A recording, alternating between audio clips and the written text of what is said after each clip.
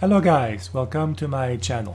Today I'd like to show the difference in video editing on a 21:9 ultra-wide monitor versus a typical 16:9 using well-known video editing software like Movie Maker, Filmora, PowerDirector, and DaVinci Resolve.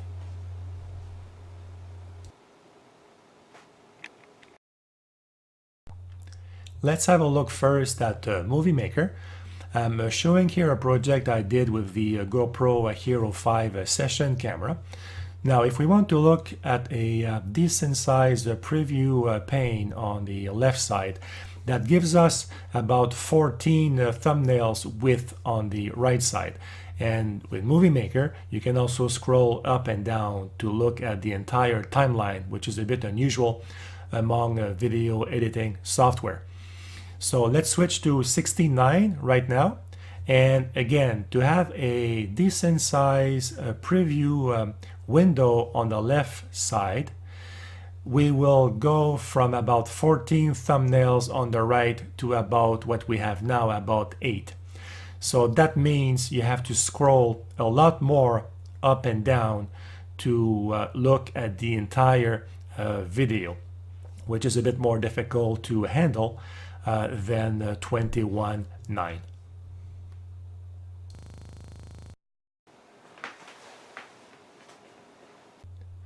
Now let's have a look at another very popular video editing software, Filmora. And here I'm showing a project I did with a PS4 high-end remote control skin. So now you can see the timeline here.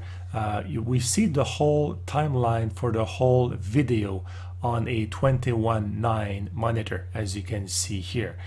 And we're going to switch in a couple of seconds to 16:9, but look at the timeline right here and now on the 16:9. So we lost, of course, a lot of video data in the timeline on the right side. So we'll go down and look at that timeline and just move it to the left. Well, first of all, let's look at what we lost. You can see here on the right side, and we can move the or squeeze the timeline and see that unfortunately all the thumbnails become a lot smaller, which is of course a given when you switch to 16:9.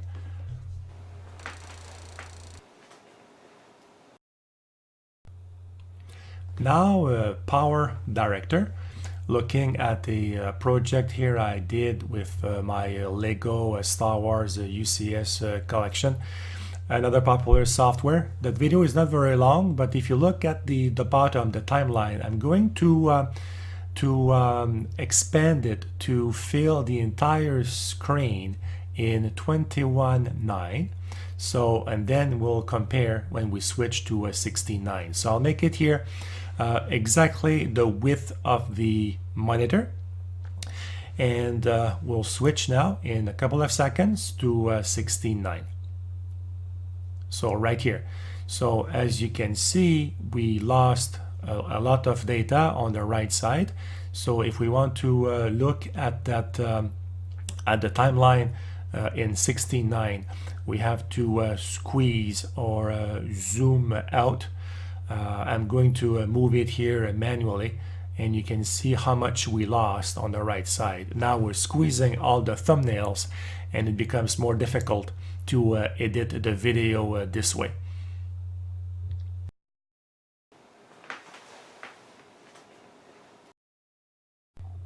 Finally, we have DaVinci Resolve, and here I'm showing a project I'm doing on drone footage with my son and our GoPro. Now I'm going to expand the view to zoom in to fit the entire screen with the timeline on 21:9. And in a couple of seconds, we will switch to 16:9 and just look at the timeline again and see how much we are going to lose. So we lost quite a bit again on the right side. And now I'm trying to show also that DaVinci does dual cam editing. As you can see now, you can have two videos at the same time. Now if I zoom out to fill the entire screen, what happens now is that the thumbnails are much smaller than they were in 21.9. So it's more difficult to see what you are doing.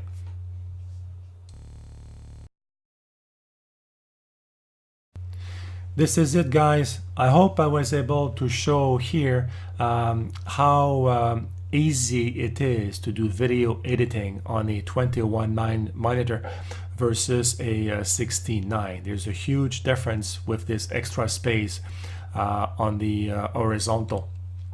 So I thank you for watching. As usual, if you have any questions, put them down below and I'll be happy to get back to you as fast as I can. So thank you guys, and I hope to see you soon on my channel. Goodbye.